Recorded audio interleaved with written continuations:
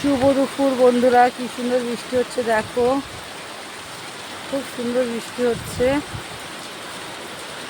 আমাদেরকে প্রচণ্ডই বৃষ্টি হচ্ছে, অনেকদিন পরে খুব ভালো জোরে বৃষ্টি হচ্ছে।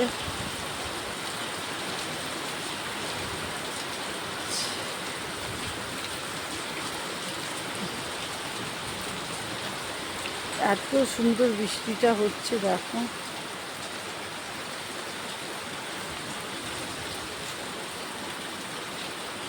আজ সকালবেলা আমি লাইভ করতে পারিনি